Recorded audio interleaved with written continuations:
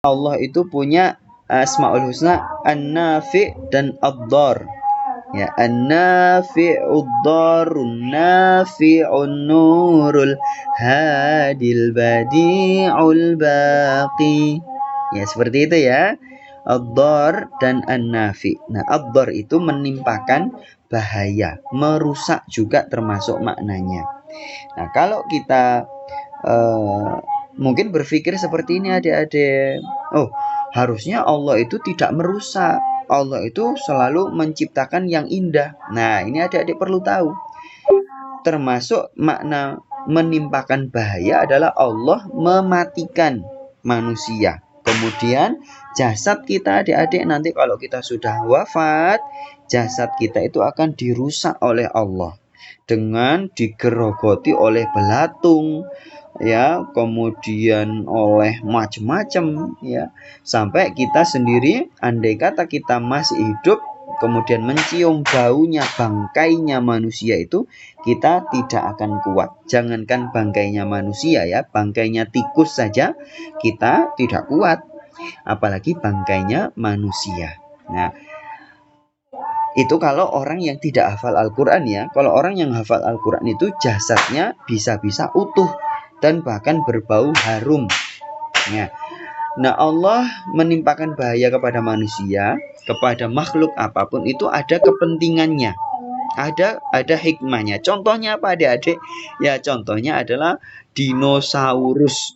Ya, coba ini meskipun adik-adik ya kita tidak harus mengimani dinosaurus itu betul-betul ada. Tidak harus mengimani. Tapi ini contoh saja.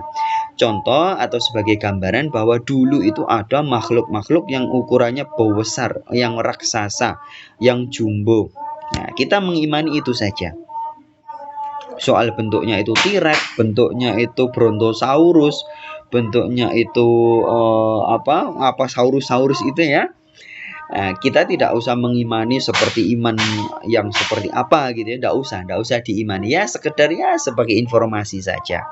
Nah, tapi ini kita mengambil hikmah. Andai kata Allah itu tidak membinasakan hewan-hewan yang besar, yang jumbo, ya, tentu manusia bisa-bisa itu banyak yang mati, ya. Ya, jangankan yang dinosaurus yang besar-besar itu ya. Makhluk Allah yang besar misalnya gajah saja itu kalau sudah marah itu bisa membunuh banyak orang ya dan membahayakan ya. Tapi Allah sengaja membahayakan dinosaurus, memusnahkan dinosaurus supaya manusia itu hidup dengan nyaman. Nah, di sini adik-adik bukti bahwa Allah itu kalau punya sifatul jalal, sifat-sifat atau nama-nama Allah yang jalal, yang menunjukkan keperkasaan Allah, itu tidak selalu negatif ya. Itu ya adik-adik semuanya ya. Jadi misalnya Ad-Dar, Allah maha membahayakan. Al-Mumit, Allah maha mematikan. Kemudian Al-Qabid, Allah maha menggenggam. Kemudian apalagi masih banyak ya, Qabid, kemudian Al-Warithur, Asmaul Husna yang lainnya, Al-Jabbar ya, Al-Jabbar, Allah itu maha memaksa, atau Al-Qahar, maha perkasa, maknanya bisa maha perkasa, bisa Al-Qahar itu maha kuat, Al-Qahar itu maha kuasa, itu bisa maknanya seperti itu. Kalau soal arti mungkin bisa berbeda-beda. Jadi adik-adik tidak usah menghafalkan arti dari Asmaul Husna. Yang dihafalkan itu maknanya. Ya, karena bisa jadi terjemahan itu berbeda-beda. Seperti Ustadz sudah membuktikan dalam bahasa Mandarin, ya, dalam bahasa Mandarin Asmaul Husna itu bisa berbeda-beda. Ya,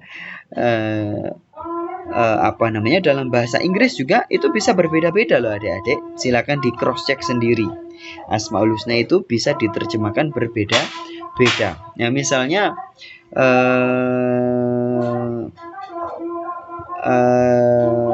Al-Quddus misalnya, itu ada yang menerjemahkan Al-Quddus itu the holy, atau bisa juga ada yang lainnya itu menerjemahkan the sovereign.